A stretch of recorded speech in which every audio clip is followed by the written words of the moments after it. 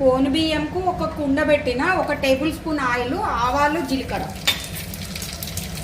పచ్చిమిర్చి, ఆనియన్, కరివేపాకు, శనగపప్పు, ఎల్లిపాయ.